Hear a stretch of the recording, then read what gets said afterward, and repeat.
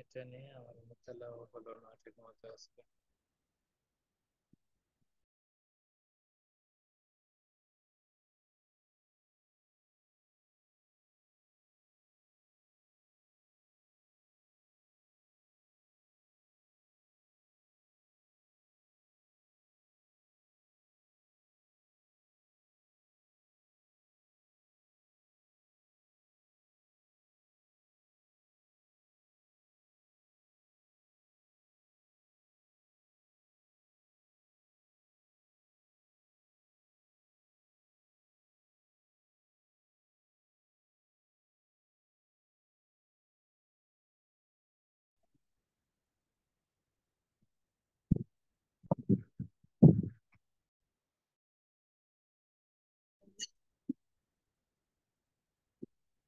চালাইছে মোবাইল চালাস করে করতে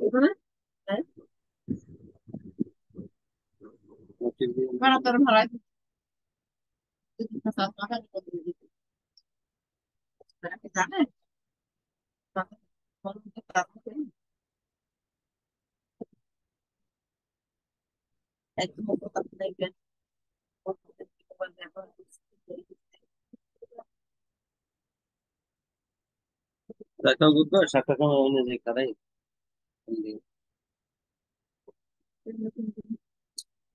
তারপর ওই আর মধ্যে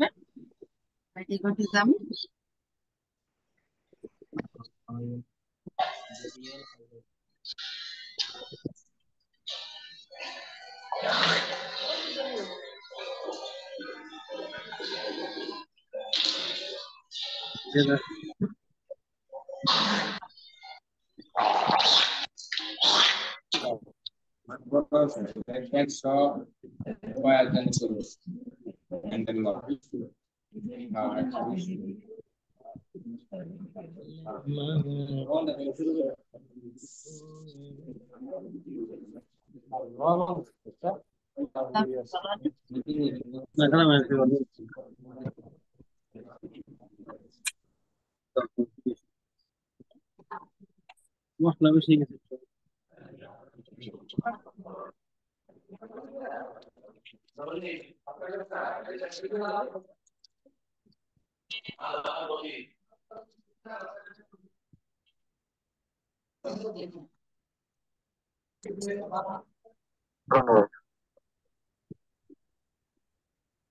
এই তোমার কি খবর? তুমি কথার কোনো ইয়া ফাইনালি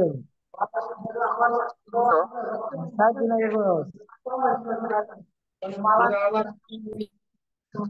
মানে ইয়া গেলে লোকতলা রয়েছে লোকতলা লোকতলা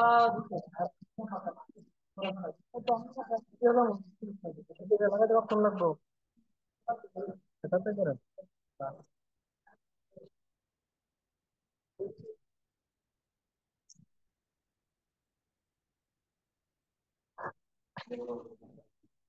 করে দিল খাইছো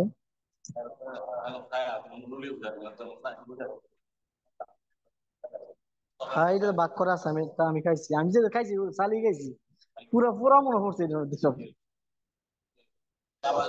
রুটি মজা হয়েছে বানানো হয়েছে সুন্দর কিন্তু ইয়ে হয়ে গেছে মজা হয়েছে গো। হুম কইতেছে রুটি মজা হয়েছে ভালো নরম হয়েছে হাই লাগেছে দেখলাম খাইতাম আমার সবাই দিয়ে খায়েন, একা একা খায়েন না। আফজল ভাই রুটি মজা হয়েছে না মজা হয়েছে, সেই মজা, সেই স্বাদ। সেই স্বাদ সেই স্বাদ।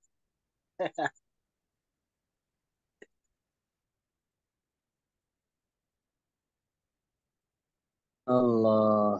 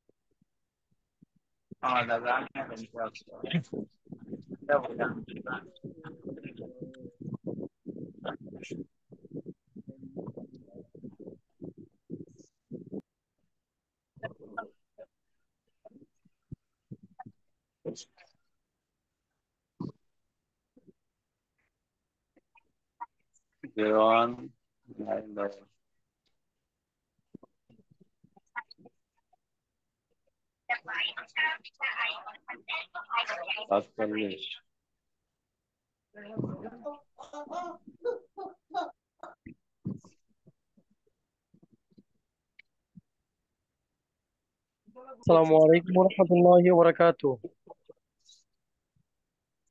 وعليكم السلام ورحمة الله وبركاته. মাওলানা মুফতি জহিরুল ইসলাম ভুয়াপুরি সাহেব কেমন আছেন? আলহামদুলিল্লাহ ভাই, আপনি কেমন আছেন? আলহামদুলিল্লাহ। যেখানে পিডিএফ এ যে নাম্বার দিল, তিনটা তো, তিন সাবজেক্ট দেখলাম, দুই সাবজেক্ট হ্যাঁ,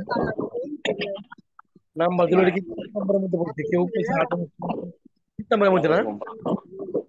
হ্যাঁ, পিডিএফ এর নাম্বার তো বলছে। আমি একটাতে পাইছি 18 নাম্বার পান নাই? জি, নাম্বার পান নাই? আমার পিডিএফ নামাজি সবার নাম্বার আছে আমার। পিডিএফ নামাজি তো যত আছে 400 কত জন সবার নাম্বার আছে। আহ,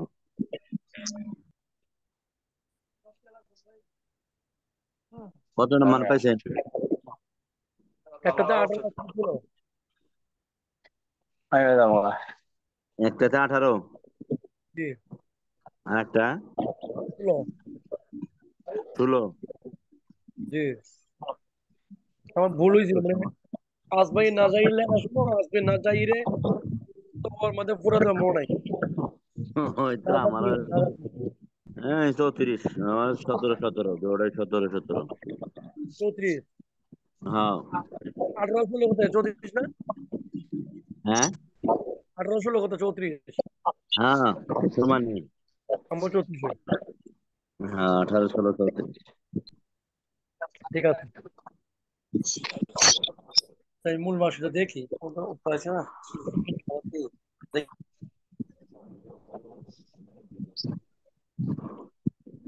হুম,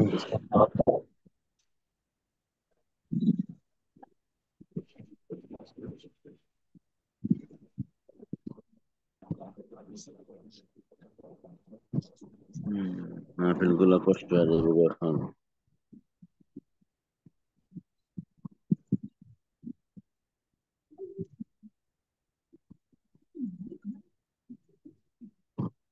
ক্লাস করা, ক্লাসটা করা কষ্ট হয়ে যাবে। ক্লাস ক্লাস করা কষ্ট হয়ে যাবে। মাহফিল শুরু হয়ে যাবে, কালকে তো প্রোগ্রাম করতে পারবো না।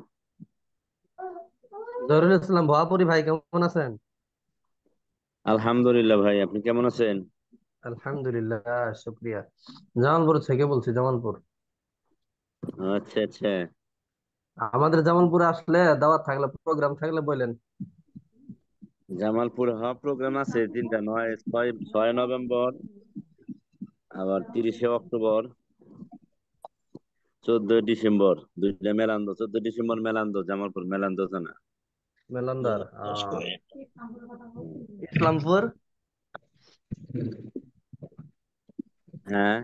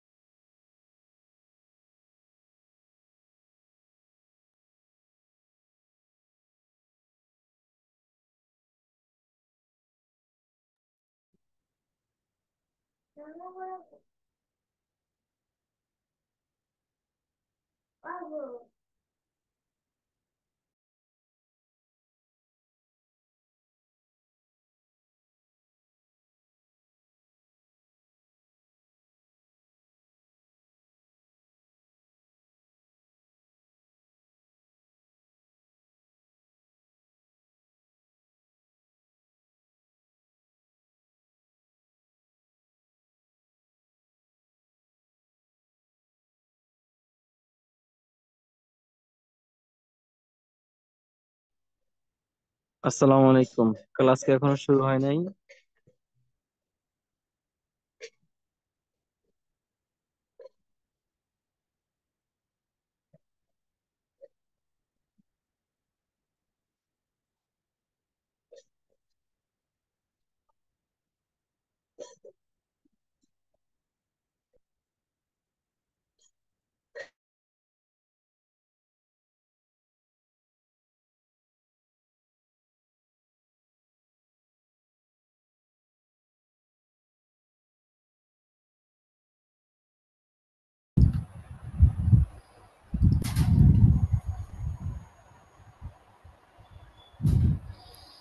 السلام عليكم ورحمة الله وبركاته.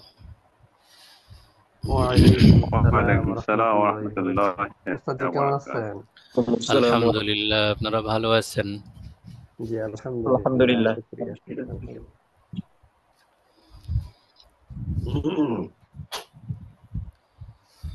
আজকে আমাদের আলোচ্য বিষয় আগেরটাই। আজকে আমরা শুরু করব আমার কিতাবের 65 নম্বর পৃষ্ঠার একদম শেষ লাইন। وقال الشيخ ولي الله الدهلوي رحمه الله تعالى। জি উস্তাদ জি। এখান থেকে আপনাদের পৃষ্ঠা নাম্বারটা একটু দেখে নেন।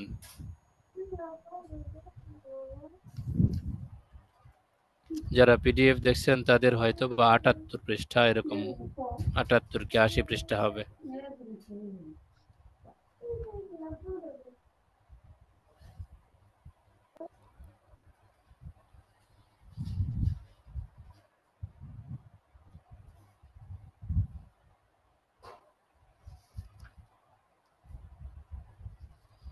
পেয়েছেন সবাই? পিডিএফ এ 80 পৃষ্ঠা। জি উস্তাদ জি পেয়েছি। পিডিএফ এ 80 নাম্বার পৃষ্ঠা হতে পারে। এছাড়া আরো যারা ভিন্ন মাক্তাবার কিতাব দেখছেন একটু পৃষ্ঠা নাম্বারটা দেখে নেওয়া আছে।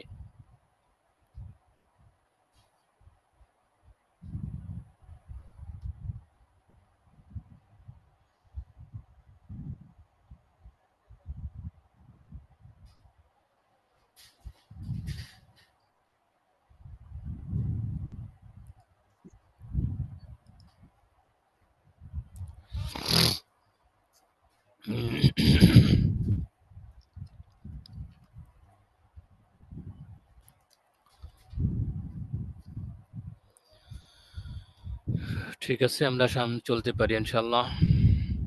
বিসমিল্লাহির রহমানির রহিম। وقال الشيخ ولي الله الدهلوي رحمه الله تعالى। শেখ ওলিউল্লাহ দেহলভী রহমতুল্লাহ আলাইহি বলেন, ইলম আন্নান নাসা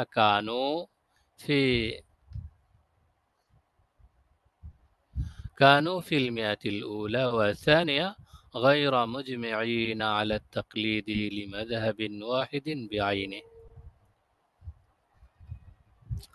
জেনে রেখো, প্রথম শতাব্দী এবং দ্বিতীয় শতাব্দী থেকে প্রথম শতাব্দী ও দ্বিতীয় শতাব্দীতে লোকজন নির্দিষ্ট মাযহাব অনুসরণের উপরে একমত ছিলেন না। وبعد المئتين ظهر فيهم التمذهب للمجتهدين بأعيانهم। দ্বিতীয় শতাব্দীর পর থেকে তাদের সামনে নির্দিষ্ট মাযহাবের অনুসরণের বিষয়টি সামনে আসে। وقل من لا يعتمد على مذهب مجتهد بعينه। তাদের মাঝে অল্প সংখ্যক মানুষই এমন ছিলেন যারা নির্দিষ্ট মাযহাবকে অনুসরণ করতেন। وكان هذا هو الواجب في ذلك الزمان। وكان هذا هو الواجب في ذلك الزمان আর এটা সে যুগে তখন থেকেই ওয়াজিব হয়ে যায় ফাইন কুলতা كيف يكون شيء واحد غير واجب في زمان وواجبا في زمان آخر যদি আপনি প্রশ্ন করেন একই বিষয় এক যুগে ওয়াজিব থাকবে না আরেক যুগে ওয়াজিব হয়ে যাবে মা আন্না শারআ ওয়াহিদুন অথচ শরীয়ত একটি এটা কিভাবে সম্ভব কুলতু শাহ ওলিউল্লাহ মুহাদ্দিস দেহলভী রহমাতুল্লাহি আলাইহি বলছেন আমি বলবো আল ওয়াজিবুল আসলিয়ু হুয়া আন ইয়াকুনা ফিল উম্মতি মান ইয়ারাফুল আহকাম আল ফারঈয়াতা মিন আদিল্লাতিহা তাফসিলিয়া আসলেও মৌলিকভাবে ওয়াজিব হলো উম্মতের মাঝে এমন ব্যক্তি বিদ্যমান থাকা যিনি বিস্তারিত দলিল প্রমাণ সহ শরীয়তের মৌলিক মাসালাগুলো অবগত থাকবেন আজমা আলা যালিক আহলুল হক্কি আহলে হক সবাই এই বিষয়ে ঐকমত্য পোষণ করেন ও মুকদ্দামাতুল ওয়াজিবি ওয়াজিবাতুন আরেকটি মূলনীতি হলো মুকদ্দামাতুল ওয়াজিবি ওয়াজিবুন ওয়াজিবের মুকদ্দামা বা প্রারম্ভিকা ভূমিকাও ওয়াজিব হয়ে থাকে ফাইদা কানা লিল ওয়াজিবি তুরুকুন মুতাআদ্দাদাতুন যখন কোনো ওয়াজিব পালনের জন্য একাধিক পথ ও পন্থা বিদ্যমান থাকে ওয়াজাবা তাহসিলু তরিকিম মিন তিলকা তুরুকি মিন গায়রি তায়িনিন তখন সেই ওয়াজিব জানার জন্য ওয়াজিব হাসিল করার জন্য কোনো পথ নির্দিষ্ট হয়ে যায় না ওয়াজাবা তাহসিলু তরিকিম মিন তিলকা তুরুকি মিন গায়রি তায়িনিন তখন নির্দিষ্টকরণ ছাড়াই সেই ওয়াজিবের বিভিন্ন পথ থেকে যে কোনো একটা গ্রহণ করা ওয়াজিব হয় ওয়াইদা তাআয়্যানা লাহু তরিকুন ওয়াহিদ আর যখন সেই রাস্তাগুলোর কোনো একটি নির্দিষ্ট হয়ে যায় ওয়াজাবা যালিকা তরিকু বিখুসুসিহি তখন নির্দিষ্টভাবে ওই একটি পন্থা অবলম্বন করাই ওয়াজিব হয়ে যায় ওয়ালা হাযা ইয়ানবাগি আল কিয়াস উজুব আত-তাকলিদ লিইমামিন বিআইনিহি আর এই ভিত্তিতেই কিয়াস এর দাবি ইয়ানবাগি আন্নাল কিয়াসা উজুব আত-তাকলিদ লিইমামিন বিআইনিহি নির্দিষ্ট ইমামের তাকলিদ ওয়াজিব হওয়াটা বোঝায় সাব্যস্ত হয় ফাইন্নাহু قد يكون واجبا وقد لا يكون واجبا কারণ সেটা কখনো ওয়াজিব হয় কখনো ওয়াজিব হয় না وقال في موضع آخر অন্য স্থানে তিনি বলেন إن هذه المذاهب الأربعة المدونة المحررة قد اجتمعت الأمة যে এই সংকলিত লিখিত নির্দিষ্ট মাযহাবটি قد اجتمعت الأمة কখনো সমস্ত উম্মত এর উপরে ঐকমত্য পোষণ করেছেন আও মাই ইউতাদ্দু বিহি মিনহা অথবা তাদের অধিকাংশই ঐকমত্য পোষণ করেছেন আলা জাওয়াজি তাকলিদিহা ইলা ইয়াউমিনা হাযা বর্তমান সময় পর্যন্ত উম্মতের সমস্ত মানুষ অথবা অধিকাংশ মানুষ এই সংকলিত লিখিত নির্দিষ্ট মাযহাব যে চার মাযহাব আছে এর কোনো একটির অনুসরণ কোনো একটির তাকলিদ করাটা ওয়াজিব হওয়ার উপরে তারা ঐকমত্য পোষণ করেছেন ওয়াফি যালিকা মিনাল মাসালিহি মা লা ইউখফা আর তাতে যে অসংখ্য কল্যাণ বিদ্যমান রয়েছে তা অস্বীকার করার মতো নয় গোপন করার মতো নয় লা সিমান ফি হাযিল আইয়াম বিশেষভাবে বর্তমান যুগে আল্লাতি কসরাত ফিহাল হিমামু জিদ্দান যাতে মানুষের হিম্মত সাহসিকতা খুবই সংকীর্ণ হয়ে গেছে ওয়া উশরিবাতিন নুফুসুল হাওয়া, মানুষের নফসগুলো, মানুষের অন্তঃকরণ মনগুলো প্রবৃত্তির অনুসারী হয়ে গেছে। ওয়া উজিবাত কুল্লু যী রাইন বিরায়ে, প্রত্যেক অভিমতের অধিকারী, প্রত্যেক রায় বিশিষ্ট ব্যক্তি নিজস্ব রায়ের অনুগামী হয়ে গেছে। وبالرغم أن الفقهاء المجتهدين كانوا متوافرين في كل قطر من الأقطار, এছাড়াও ফুকাহায়ে কেরাম বিশ্বের বিভিন্ন প্রান্তে ছড়িয়ে গেছেন। আন্নাল ফুকাহাল মুজতাহিদিনা, যে মুজতাহিদ ফুকাহায়ে কেরাম, কানু মুতাওয়াফিরিনা ফি কুল্লি কুতরিম মিনাল আকতারিল মুসলিমা, মুসলিম বিশ্বের বিভিন্ন প্রান্তে ছড়িয়ে গেছেন। ফাকানা মিন মাশিয়াতিল্লাহি তাআলা আন্নাহু লাম ইউদাওয়ান মাযাহিবুহুম তাদবিনান শামিলা, এছাড়াও আল্লাহ তাআলার মাশিয়াত ছিল, আল্লাহ তাআলার ইচ্ছা ছিল যে আন্নাহু লাম ইউদাওয়ান মাযাহিবুহুম তাদবিনান শামিলা, তাদের সমস্ত মুজতাহিদ ফুকাহায়ে কেরামের সমস্ত মাযহাব আলাদাভাবে পরিপূর্ণরূপে সংকলিত না হওয়াটাই আল্লাহ তাআলার ইচ্ছা ছিল। কামা দুবিনাত মাযাহিবুল ফুকাহাইল আরবা, যেমন মাযহাব চতুষ্টয়ের মাসআলাগুলো সংকলিত হয়েছে, এইভাবে সমস্ত ফুকাহায়ে কেরামের মাযহাব সংকলিত হোক, এটা আল্লাহ তাআলার ইচ্ছাই ছিল না। ওয়া তাওয়াতারাত নিসবাতুহা ইলাইহিম, আর তাদের নিসবত ব্যাপকায়ন হয়েছে তাদের দিকে, অর্থাৎ এই মাযহাব চতুষ্টয়ের দিকে তাদের সম্পৃক্ততা ব্যাপক হয়েছে। ওয়া তাকাসারা তালামিযুহুম আল্লাযীনা দারাসুহা ওয়া মাহহাসুহা তামহিসা ওয়া ফাররাউ আলাইহা।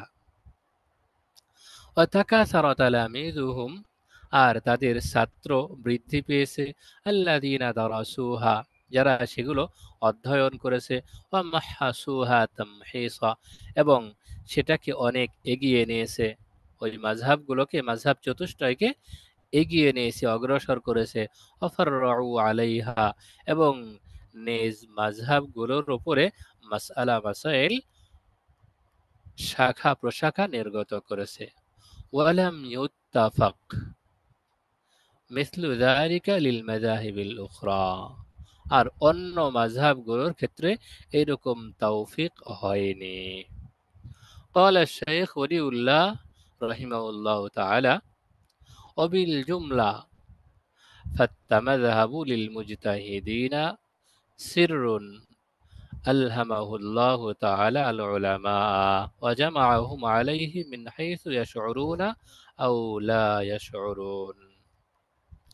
শাইখ ওলিউল্লাহ মুহাদ্দিস দেহলভী রাহিমাহুল্লাহ তাআলা বলেন, অবিল জুমলা, মোট কথা, ফাত্তামাযহাবু লিল মুজতাহিদিনা সিররুন,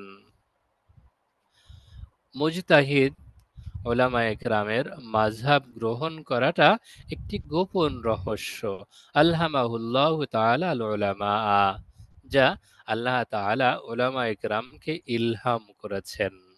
ওয়া জামাআহুম আলাইহি, এবং তাদেরকে এই মাযহাব চতুষ্টয়ের উপরে একত্রিত করেছেন। মিন হাইসু ইয়াশউরুনা আও লা ইয়াশউরুন, এভাবে যে তারা বুঝে উঠুক অথবা না বুঝেই তার উপর সন্নিবেশিত হোক। উলামায়ে কেরাম চার মাযহাবে সীমিত হয়ে গেছেন, চার মাযহাবের বাইরে আর যেতে পারছেন না। এটা আল্লাহ তাআলার ইচ্ছা, আল্লাহ তাআলাই করেছেন, চাই তারা এটা বুঝে করুক অথবা না বুঝেই একত্রিত হোক। অমিন হুনা ক্বাল আল উলামা, এখান থেকে উলামায়ে কেরাম বলেন, ইন্নাহু ইয়াজিবু লিগাইরিল মুজতাহিদি আন ইউকাল্লিদা আহাদা হাযিহিল মাযাহিবিল আরবাআতি ওয়া আল্লা ইউকাল্লিদা মাযহাবান সিওয়াহা। এখান থেকে উলামায়ে কেরাম বলেন যে মুজতাহিদ ছাড়া অন্যদের জন্য এই চার মাযহাবের যে কোনো একটির অনুসরণ করা ওয়াজিব। ইয়াজিবু লিগাইরিল মুজতাহিদি, মুজতাহিদ ছাড়া ভিন্নদের জন্য ওয়াজিব হলো আন ইউকাল্লিদা আহাদা হাদিহিল মাযাহিবাল আরবা, এই মাযহাব চতুষ্টয়ের কোনো একটির অনুসরণ করা, ওয়া লা ইউকাল্লিদা মাযহাবান সিওয়াহা, এছাড়া ভিন্ন মাযহাবগুলো, ভিন্ন মুজতাহিদ ফুকাহায়ে কেরামের মাযহাব ছেড়ে দেয়া ওয়াজিব। قال الإمام النووي رحمه الله تعالى, ইমাম নওয়ী রহমতুল্লাহি আলাইহি বলেন, وليس له التمذهب بمذهب أحد من أئمة الصحابة رضي الله عنهم وغيرهم من الأولين।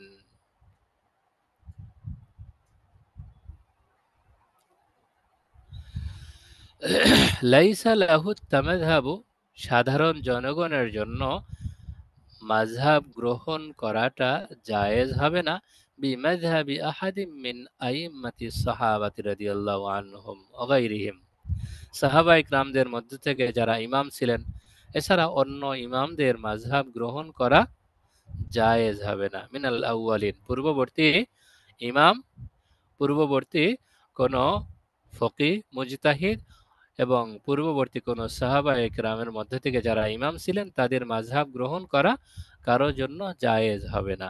ওয়াইন কানু আ'লামা ওয়া আ'লা দারাজাতাম মিম্মান বাদাহুম, যদিও তারা স্তর হিসেবে সম্মানের দিক দিয়ে অনেক ঊর্ধ্বে ছিলেন, তাদের মর্যাদা পরবর্তীদের তুলনায় অনেক ঊর্ধ্বে ছিল।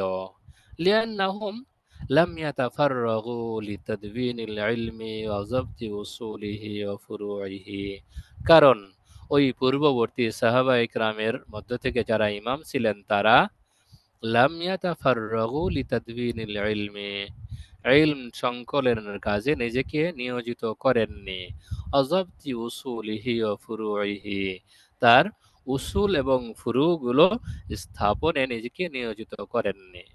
ফালাইসা লিআহাদিম মিনহুম মাযহাবুন মুহাজ্জাবুন মুহাররারুন মুকাররারুন, সুতরাং তাদের কারোই নির্দিষ্ট, সংকলিত, লিখিত ও নির্ধারিত সুসজ্জিত কোনো মাযহাব বিদ্যমান নেই।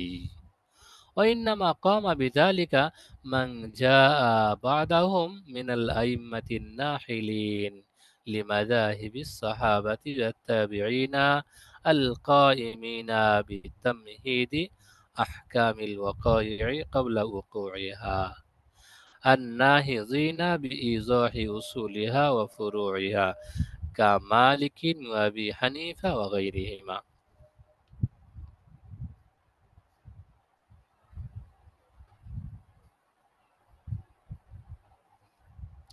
ওয়াইন্নামা কমা বিযালিকা, আর নিশ্চয়ই এই দায়িত্বে সমাসীন হয়েছেন মান জাআ বা'দাহুম মিনাল আইম্মাতিন নাহিলিন, তাদের পরবর্তীতে আগত তীক্ষ্ণ মেধা সম্পন্ন ইমামগণ, লিমাযাহিবিস সাহাবাতি ওয়াত তাবিঈনা, সাহাবায়ে কেরাম, তাবিঈন, القائمين بتمهيد أحكام الوقائع قبل وقوعها وإنما قام بذلك من جاء بعدهم من الأئمة الناحلين, আর নিশ্চয়ই এই দায়িত্বে সমাসীন হয়েছেন তাদের পরবর্তীতে আগত তীক্ষ্ণ মেধা সম্পন্ন ইমামগণ, লিমাযাহিবি সাহাবাতি ওয়াত তাবিঈন, সাহাবী এবং তাবিঈদের মাযহাবের ওপর, আল কাইমিনা বিতামহিদি আহকামিল ওয়াকাই ক্বাবলা ওকুইহা, যারা সংঘটিত বিধিবিধান সংঘটিত হওয়ার পূর্বেই তা সন্নিবেশ করেছেন, আর নাহিজিনা বিইজাহি উসুলিহা ওয়া ফুরুইহা, এবং তার শাখা উসুল ও ফুরু এর মাসাইলগুলো স্থাপন করেছেন। কা মালিকিন ওয়া আবি হানিফা ওয়া গায়রিহিমা, যেমন ইমাম মালিক, ইমাম আবু হানিফা প্রমুখ রাহিমাহুমুল্লাহ তাআলা। তাহলে এখান থেকে আমরা একটা বিষয় মোটামুটি ভাবে পরিষ্কার হলাম। ইমাম নওয়ী রহমতুল্লাহ আলাইহি বলছেন, বর্তমান সময়ে কেউ যদি দাবি করে, একটা যৌক্তিক বিষয়, কেউ বলল আমরা ইমাম আবু হানিফাকে কেন মানব, আমরা ইমাম মালিককে, ইমাম শাফি, ইমাম আহমদ ইবনে হাম্বলকে কেন মানব, আমরা যদি কোনো ব্যক্তিকে মানতেই হয় তাহলে সাহাবীদের মধ্যে থেকে আব্দুল্লাহ ইবনে মাসউদ রাদিয়াল্লাহু তাআলা আনহুকে মানব, আব্দুল্লাহ ইবনে ওমর রাদিয়াল্লাহু তাআলা আনহুকে মানব, যায়েদ ইবনে সাবিত রাদিয়াল্লাহু তাআলা আনহুকে মানব। সাহাবা কেরামের মাঝে যে উল্লেখযোগ্য ব্যক্তিরা ছিলেন, উল্লেখযোগ্য ইমামরা ছিলেন, আমরা তাদেরকে মানব। ইমাম আবু হানিফা, ইমাম মালিক, আহমদ ইবনে হাম্বল ও ইমাম শাফিকে কেন মানব? যদি কোনো ব্যক্তিকে মানতেই হয় তাহলে সাহাবায়ে কেরামকে মানব। যেমন আমরা বর্তমান সময়ে বলে থাকি যে মানলে আহলে হাদিসের অমুককে কেন মানতে হবে, তমুককে কেন মানতে হবে। আমরা মানলে যদি কোনো ব্যক্তিকেই মানতে হয় তো ইমাম আবু হানিফাকে মানব, ইমাম শাফি, আহমদ ইবনে হাম্বলকে মানব। এরকম কেউ বলতে পারে যে আমরা ইমাম আবু হানিফা, শাফি, আহমদ ইবনে হাম্বল এদেরকে কেন মানব, মানলে তো কোনো সাহাবাকে মানতে পারি। তো ইমাম নববী রহমতুল্লাহি আলাইহি বলছেন, বর্তমান সময়ে কারো জন্য কোনো মাসালার ক্ষেত্রে সরাসরি কোনো সাহাবী ইমামকে, সাহাবী মুফতিকে মানা যাবে না, এই অনুমতি নেই। কারণ কি? সাহাবা ইকরাম যারা মুফতি ছিলেন, যারা মুহাদ্দিস ছিলেন, যারা মুজতাহিদ ছিলেন, তারা নিজেরা তাদের সেই মেধা খাটিয়ে নির্দিষ্ট উসুল ও ফুরু কায়েম করে এই মাসালাগুলো সন্নিবেশ করেননি, সংকলন করেননি। অতএব তাদের নির্দিষ্ট কোনো মাযহাব গড়ে ওঠেনি, আর নির্দিষ্ট মাযহাব গড়ে না ওঠার কারণেই তাদেরকে মানা সম্ভব নয়। বুঝেছেন সবাই? জি জি ওস্তাদ জি। উস্তাদ, জি বুঝেছি। আচ্ছা, তো আজকে এ পর্যন্তই। আপনাদের বৃহস্পতিবারে মুহাজারার মধ্যে শেষে খুব দ্রুত সময় উঠে গেছিলাম, বলেছিলাম যদি বিশেষ কোনো প্রশ্ন থাকে নোট করবেন, ইনশাআল্লাহ সামনের সবকে বিষয়টার উত্তর দেয়া হবে। যদি সেদিনের কোনো বিষয়ে কারো সমস্যা থাকে এখন বলতে পারেন। আজকের সবক যতটুকু পড়া হলো, এখানেও যদি কারো কোনো সমস্যা থাকে সেটাও বলতে পারেন। উস্তাদ জি, আজকের পড়া যেখানে শেষ হলো, জি, এর একটু 2 লাইন উপরে নাহিলিন শব্দের আসলে অর্থটা যদি তীক্ষ্ণ শাব্দিক অর্থ। তীক্ষ্ণ তীক্ষ্ণ মেধাবী, তীক্ষ্ণ, জি। মিনাল আইম্মাতিন নাহিলিন, তীক্ষ্ণ মেধা সম্পন্ন ইমামগণ, যারা উসুল নাহিলিন, প্রণয়ন করেছেন, জি। যারা ফুরু বের করেছেন, তারা অসম্ভব তীক্ষ্ণ মেধাবী ছিলেন। জি, উস্তাদ জি, এর নাহিলিন, এর উপরে, এর উপরের লাইনের মধ্যে একটা আছে, ফালাইসা লিআহাদিম মিনহুম মাযহাবুন মুহাদ্দাবুন মুহারররুন মুকারররুন। জি। মাযহাব তো বুঝলাম, মানে তাদের মাযহাবুন কেউ মুহাজ্জাবুন সুসজ্জিত, মুহারররুন সুস- লিখিত, নির- নির্ণীত, মুকারররুন নির্দিষ্ট, নির্ধারিত, নির্দিষ্ট। নির্ধারিত। জি, সুসজ্জিত। জি, আসসালামু আলাইকুম। ওয়ালাইকুম আসসালাম ওয়া রাহমাতুল্লাহি জি ওয়া উস্তাদ জি, একটা প্রশ্ন ছিল আমার। বারাকাতুহু। জি, বর্তমানে যারা সাধারণ শিক্ষায় শিক্ষিত, জি, জেনারেল শিক্ষিত অনেক শিক্ষার্থী এমন আছে যারা একটু দিনদার ভালো আর কি, জি, তো তারা যখন কোনো হাদিসের কিতাব পাঠ করে, তো নবীজির হাদিস কিংবা সাহাবায়ে কেরামের যে আসার গুলো সামনে আসে, তো জি, তারা সরাসরি সেখান থেকে একটা বিধান চায়, আমল করতে চায়, বা তারা অনেক সময় জিজ্ঞেস করে যে হুজুর এখানে তো এভাবে বলা আছে, তো আমাদেরকে এখন এই হাদিস রেখে বা আসার রেখে এখন ইমামদের যে তাকলিদ করতে হবে বা তাদের কথা মানতে হবে, তো এখন এই হাদিস যে আমার সামনে আসলো, এখান থেকে আমি কি শিক্ষা পেলাম, এখান থেকে আমি কি নিলাম, তো তখন তাদেরকে আসলে কি বলা বা কিভাবে বোঝানো আর কি। চলো। বিষয়টা তো মাশাআল্লাহ খুবই গুরুত্বপূর্ণ। তাদের যৌক্তিক দাবি, তাদের সামনে যে হাদিসটা এলো, তারা সরাসরি এই হাদিস যদি এইরকম হয় যে এই হাদিস তারা পাঠ করছে, হাদিসটা পড়ছে, সেটা মাযহাবের সরাসরি বিরুদ্ধে যায়। মাযহাব এক কথা বলছে আর হাদিস আরেক কথা বলছে। তখন বিষয়টা যার কাছে প্রশ্ন করা হলো, তিনি যদি ভালোভাবে বুঝেন যে হাদিসটা আপন অবস্থায় ঠিক আছে, আবার ইমাম সাহেবরা যেই বিধান দিয়েছেন সেটাও আপন অবস্থায় ঠিক আছে, তাহলে তো তিনি যথাযথভাবে উত্তর দেবেন। যেমন উদাহরণস্বরূপ বলি, হাদিসে আছে, কোনো হাদিসে পাওয়া যায় মুসল্লি দুই সিজদার মাঝখানে বসে নির্দিষ্ট দোয়া পড়বে। হাদিস এইটা শরীফে লুজ পাওয়া হয়, যায়। এটা লুজ করম লাগে, এটা হেরা যে কি টাইম লুজ।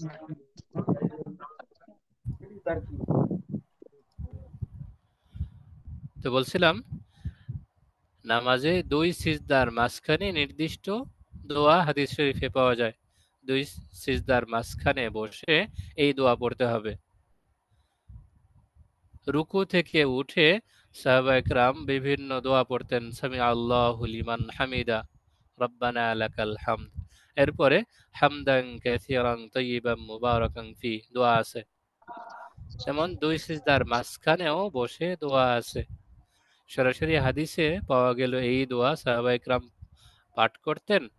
আর আমাদের ইমাম সাহেবরা আমাদের জন্য যে বিধানগুলো দিয়েছেন, সাধারণত আমরা রুকু থেকে উঠে সামি আল্লাহু লিমান হামিদা রব্বানা লাকাল হামদ এতটুকু পড়েই সিজদায় চলে যাই।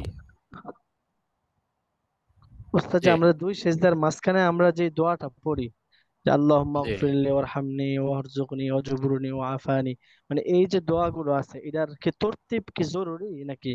আমি যদি আ- এটা আমি উদাহরণ দিতে গিয়ে যে বিষয়টা সামনে এনেছি এটা একটু শোনেন, তারপরে প্রশ্ন করেন। যদি জানার থাকে অবশ্যই বলবো ইনশাল্লাহ।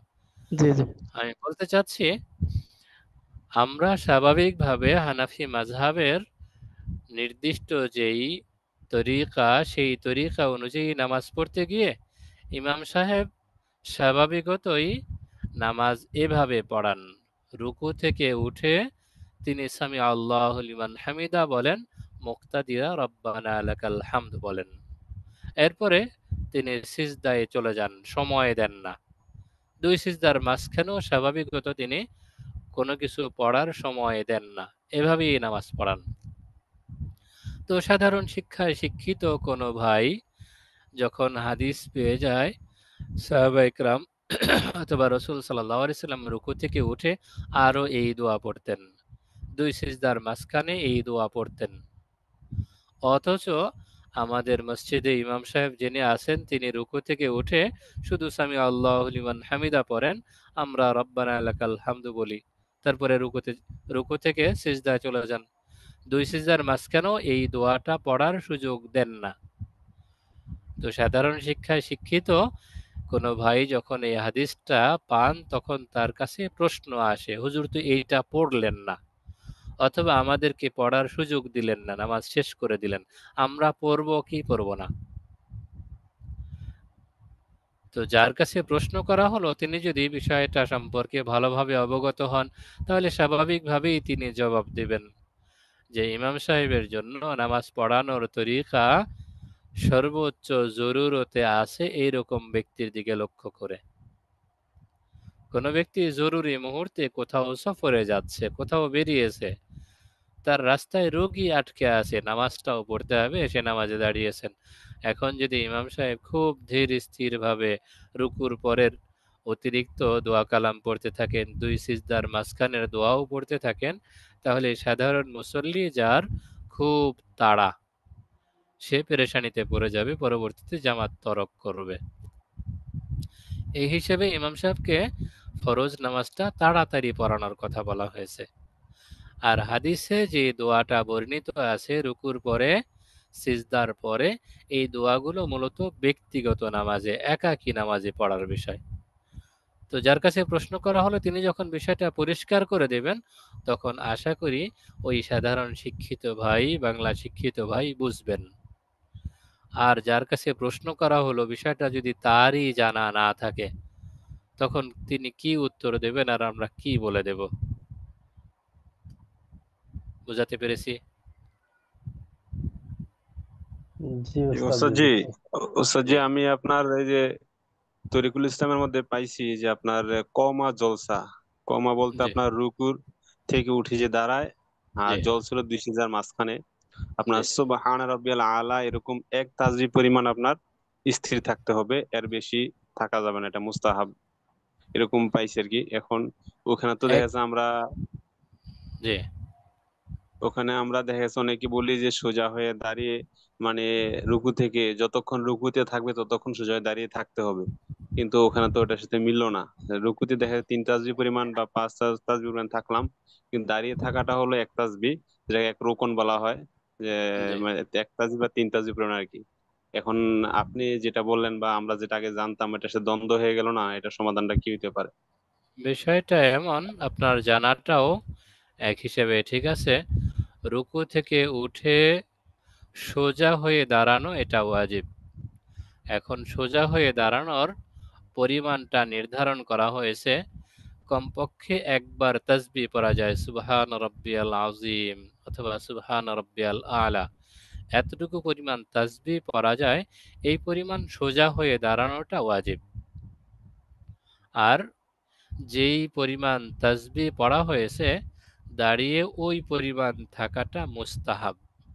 এটা যে ওস্তাদ ফরজ নামাজের ক্ষেত্রে প্রযোজ্য নয়, এটা যে ওস্তাদ আমি এটা এটা নফল এটা নিয়ে নামাজের কনফিউজ ক্ষেত্রে। ছিলাম, যে এটা কনফিউশন, এখন আমি এটা সমাধান হইলাম আর কি। আমি মাথায় ঘুরতেছি কি আমরা এটা কি বললে আর এখানে কি লেখা, এখন সমাধান হয়েছে ওস্তাদ জি, ধন্যবাদ।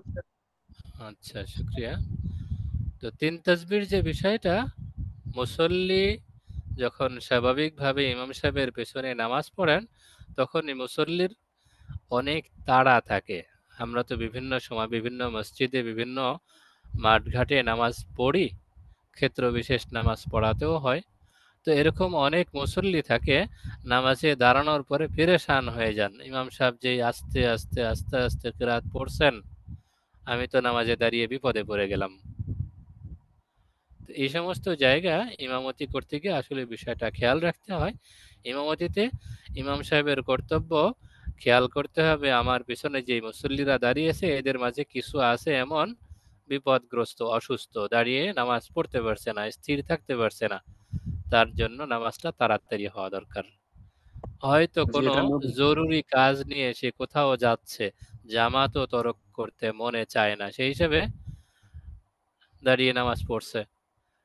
এই জন্য নামাজের সময় যথাসম্ভব এমন মুসল্লির প্রতি লক্ষ্য করেই নামাজটা একটু তাড়াহুড়া করে পড়ানো, সেই সুবাদেই অতিরিক্ত এই তাসবিহাত ছেড়ে দেয়া। নামাজে রুকুর তাসবিহ, সিজদার তাসবিহ যথাসম্ভব 5 বারের উপরে ইমাম সাহেবের জন্য না যাওয়া চাই, বেশি যে পড়লে ওস্তাদ জি 5 আমি বার। হাদিসটা পড়ছি, যে ওস্তাদ জি আমি হাদিসটা পড়ছি আপনার মাসালা সহ, আপনি একদম হুবহু ঠিক আছে, আপনি যা বলছেন। আচ্ছা, শুক্রিয়া। আরো কোথাও কোনো সমস্যা? জি আসসালামু আলাইকুম উস্তাদ জি। ওয়ালাইকুম আসসালাম ওয়া রাহমাতুল্লাহ। দুই জি হাজার বলেন। বারো সালে আমি একটা মাসালা দেখছিলাম, এটা ইজমা করছে সম্ভবত সবাইকে মক্কা মদিনা এবং বিভিন্ন দেশ থেকে একসাথে হয়ে জায়নামাজের মধ্যে কাবা শরীফের ছবি এবং মদিনা শরীফের ছবি সম্বলিত জায়নামাজকে বাজেয়াপ্ত করছিল একটা। আমি জি পত্রিকাও দেখছিলাম, কারেন্ট রোডে দিছিল এটা জি উদ্ধৃতি দিয়ে। এখন ওই সমস্ত জায়নামাজে কি নামাজ পড়া তো বাজেয়াপ্ত করছে না। আমার মসজিদের মধ্যে এক লোক ওমরা থেকে আসছে গত সপ্তাহ, আমাকে একটা কাবা শরীফ বিছানা দিছে, এটা আমি বাস করে রেখে দিচ্ছি। কিন্তু আরেকটা জি বিছানার মধ্যে আমাদের যে হাজরে আসওয়াতের বড় ছবি, অর্থাৎ জি পুরা বিছানায় হাজরে আসওয়াতের ছবি, মানে এটা কি নামাজ পড়া যাবে কিনা? তো আমার খুব লাগে, ভয় লাগে, যে এত একটা পবিত্র একটা পাথরের ছবি, এটা কি পায়ের নিচে দেওয়া যাবে? মাসালাটা খুবই গুরুত্বপূর্ণ। এইখানে আমরা অনেকেই সংশয়ে থাকি, আসলেও শরীয়তের হুকুমটা কি। জি যদি এখানে মৌলিকভাবে কথা বলতে যাই তাহলে আমরা এভাবে বলতে পারবো, ছবি তো ছবি, জি ফটো যেটা, ছবির আসলেও মৌলিকভাবে কোনো দাম নেই, কোনো আবেদন নেই। সেটা জি গাছের ছবি হোক, পাথরের ছবি হোক, মানুষের ছবি হোক, কোনো মূর্তির ছবি হোক, জি মৌলিকভাবে ছবির নির্দিষ্ট কোনো আবেদন নেই। সেই হিসেবে কাবা শরীফের ছবিও যদি আমার সামনে থাকে, তো তাকে সম্মান করা না করা হিসাবে আপন অবস্থায় হুকুম বহাল, তাকে সম্মান করাও জরুরি না, সম্মান না করাটাও ক্ষতির কিছু না। কিন্তু পায়ের নিচে যে যদি পাড়া পড়ে হ্যাঁ, আমাকে কথা শেষ করতে দেন। এটা হলো মৌলিক বিষয়। যে ছবি তো আপন অবস্থায় ছবি, এটা নিছক একটা ফটো। তবে হ্যাঁ, আমাদের কিছু আবেগের জায়গা আছে। আবেগের জায়গাটা এমন, আমার সামনে কেউ যদি কাবা শরীফের ছবিকে পায়ের নিচে ফেলে নামাজ না পড়ে, পায়ের নিচে ফেলে নাড়াচাড়া করে, অসম্মানিত করে, এতে আমি অপমান বোধ করি। কেমন যেন সরাসরি আমার কাবা শরীফ, যেটা মূল কাবা, সেই কাবাতেই কেউ পা দিল, জি অপমান করলো। এটা প্রতিটি বিবেকবান মানুষ বুঝে। এই এই বুঝ, এই অনুধাবন থেকেই মূলত মাসালাটা সামনে আসছে।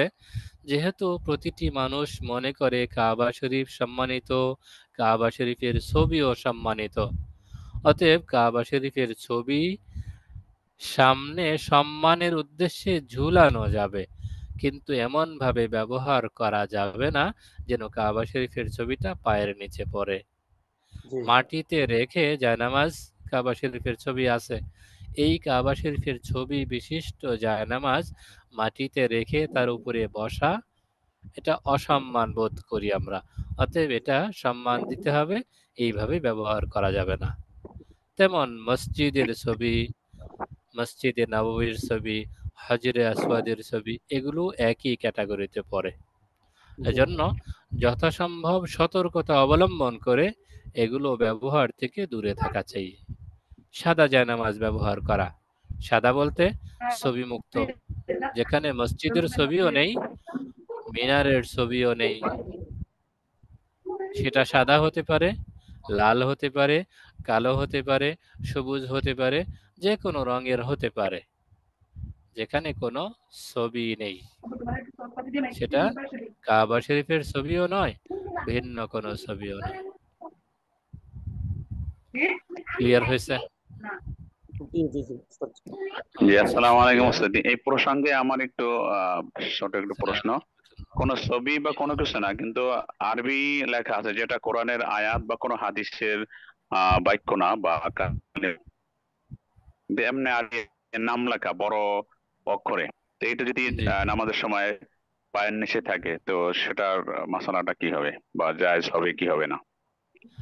যদি অক্ষর হিসেবে বিবেচনা করা হয়, আরবি ভাষা একটা নির্দিষ্ট ভাষা, এর অক্ষর হিসেবে সামনে থাকলে বা পায়ের নিচে থাকলে স্বাভাবিকভাবে যুক্তিতে বলে গুনাহ হওয়ার কথা না।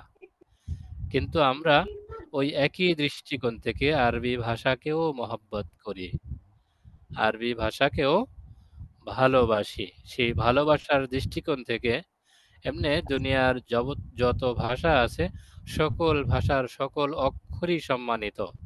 এজন্য কোনো অক্ষর, কোনো লিখিত কাগজ বা লিখিত কোনো বস্তু পায়ের নিচে রাখা, এটা কিছুটা বেয়াদবির মতো।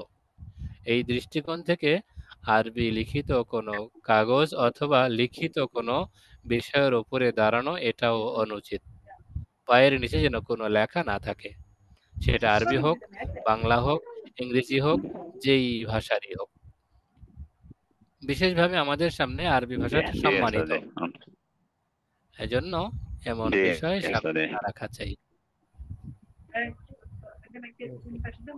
স্যার জি, এখানে তো আরবি যে উনি যেটা বললো আরবি লেখা বা কোরআনের আয়াত, ওইটা দেখা যায় আপনার কোথাও আট করলে মানুষের নাপাক অবস্থায় হাত লাগতে পারে, অথবা আমি যেটুকু আইডিয়া করি যে আপনার দেখা যাচ্ছে এটা লিখলো, লিখার পরে জিনিসটা পুরান হয়ে নিচে পড়ে গেল, তো এটা কোরআনের আয়াতের অবমাননা হইলো, তারপরে আপনার অসম্মান হইলো, এক্ষেত্রে কি এটা জায়েজ না জায়েজের কোনো ব্যাপার আছে?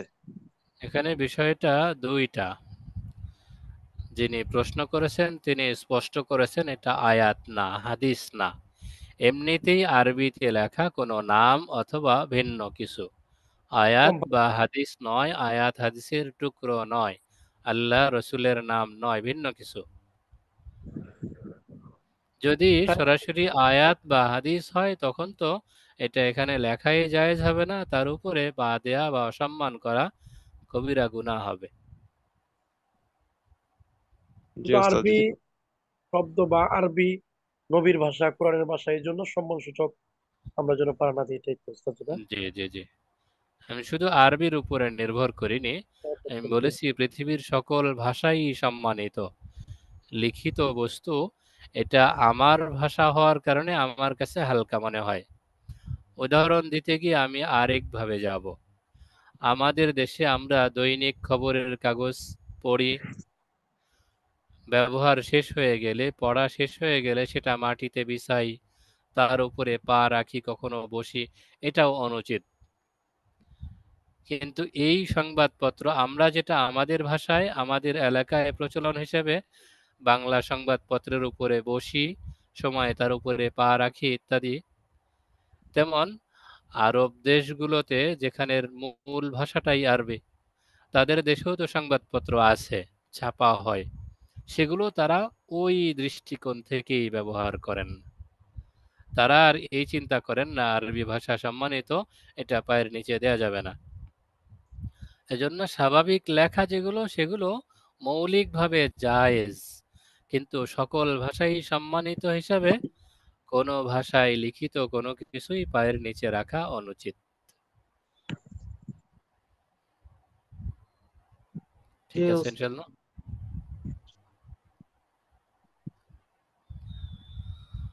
তাহলে কি শেষ করা যায় নাকি আরো জরুরি কোনো বিষয় আছে? উস্তাদ জি। ওস্তাদজি, আমার একটা প্রশ্ন ছিল মহাজারার বৃহস্পতিবার দিনের। জি ওস্তাদজি, প্রশ্নটা ছিল এমন যে অন্যান্য, যেমন আমরা সেদিন পড়ছি যে অন্যান্য যে ইমাম ছিল ওই সময়, হ্যাঁ ওই সময় যত ইমাম ছিল ওনাদের যে অভিমত ছিল, ওই অভিমত গুলা কি, যেমন বর্তমানে 4 জন ইমাম আছেন, ইনাদের অভিমতের মধ্যে আসছে কিনা? কিছু বিষয় তো এমন আছে যে নির্দিষ্ট ইমাম সাহেব অনুপস্থিত, তার সেই অভিমতটাই আছে, কিন্তু সেই অভিমতের সপক্ষের যুক্তি প্রমাণ দলিল আদিল্লা যেহেতু সংকলিত হয়নি, লিখিত হয়নি, অতএব জি আমাদের সামনে বিদ্যমান নেই। এ কারণে তার অভিমতটাই আস্তে আস্তে হারিয়ে গেছে। এখানে অমুকের এইরকম একটা অভিমত আছে, কিন্তু সেই অভিমতের সপক্ষের দলিল প্রমাণ কি? যেহেতু দলিল প্রমাণ পাওয়া যাচ্ছে না, কারণ তার দলিল প্রমাণ লিখিত আসেনি আমাদের সামনে, অতএব সেটা থাকা না থাকা অনেকটাই বরাবর। বর্তমান সারা পৃথিবীতে এই 4 মাযহাব বিদ্যমান আছে। 4 মাযহাবের প্রতিটি কথার সপক্ষের দলিল লিখিতভাবেই আমাদের সামনে আছে। জি ওস্তাদজি, বুঝছি। ওস্তাদজি, আমি একটা প্রশ্ন করতাম। জি ইমাম বলেন। মাতুরিদি, ইমাম মাতুরিদি যে আমরা মানি আর কি, জি ইমাম মাতুরিদি যে আমাদের হানাফি মাযহাবের, ইমাম মাতুরিদি রহমতুল্লাহ আলাইহি আসলে আমাদের ফিকহি মাযহাব 4টি, জি আর ইমাম মাতুরিদি রহমতুল্লাহ আলাইহি উনি আকাইদের ইমাম ছিলেন, উনি ফিকহি ইমাম নন। তিনিও আমাদের ইমাম, কিন্তু ফিকহি ইমাম নন। জি ওস্তাদজি, বুঝতে পারছি। যে ওস্তাদজি, একটা বিষয় যে আমার মহল্লার মধ্যে, আমার এলাকায় একবার যে মিলাদ কিয়াম নিয়ে বাহাস হয়েছিল, তখন জি দুই পক্ষে, যারা মিলাদ কিয়ামের পক্ষে এরাও ইমাম মাতুরিদির পক্ষে দিছে, আর ওই যারা মিলাদ কিয়াম বিরোধী ওরাও 300 টাকা সামিল লিখতে দেখলাম। উভয়ের ইয়া ছিল এটাই যে ইমাম মাতুরিদি এবং আশারি এবং হানাফি মাযহাবী ইমামদের এবং ভারতীয় উলামায়ে দেওবন্দ, এরকম একটা ইয়া ছিল আর কি, যেন ইমাম মাতুরিদি কথাটা আমি কখনো পাই নাই আচ্ছা ছাত্রদের আচ্ছা। কিন্তু প্রশ্ন তো করা হয়। আশারি মাতুরিদি আশারি তারা হয় দুইটা মূলত, কথা। হ্যাঁ আশারি মাতুরিদি তারা মূলত আকায়েদের ইমাম, ফিকহি ইমাম নন। না, তারা আশারি মাতুরিদি কথা উভয় পক্ষে, কমি আলেমরাও যারা জি জি মিলাদ কিয়ামের পক্ষে ওরাও উভয় উভয় পক্ষে, এই ইমাম এবং আবু হানিফা আহলে সুন্নাত জামাতের আকীদা ইমামদের কথা বলছে যে এই আকীদা অনুযায়ী জি জি বাস বললো আর তো কি। আকাইদের ক্ষেত্রে অনুসরণীয় দুজন মাতুরিদি আশআরি, আর ফিকহের ক্ষেত্রে অনুসরণীয় মাযহাব চারটি, হানাফি, মালিকি, শাফিঈ, হাম্বলি। এই 4 জন ইমাম তো আহলুস সুন্নাত জামাতের পূর্ণ অনুসারী, 4 ইমাম। চারজনই অবশ্যই আহলে সুন্নাত ওয়াল জামাতের পূর্ণ অনুসারী। জি ওস্তাদ, ধন্যবাদ ওস্তাদ। আচ্ছা, শুকরিয়া, বারাকাতুল্লাহ। তাহলে আজকের মতো শেষ করা যায়। আসসালামু আলাইকুম ওয়া রাহমাতুল্লাহি ওয়া বারাকাতুহু। ওয়ালাইকুম আসসালাম ওয়া রাহমাতুল্লাহ।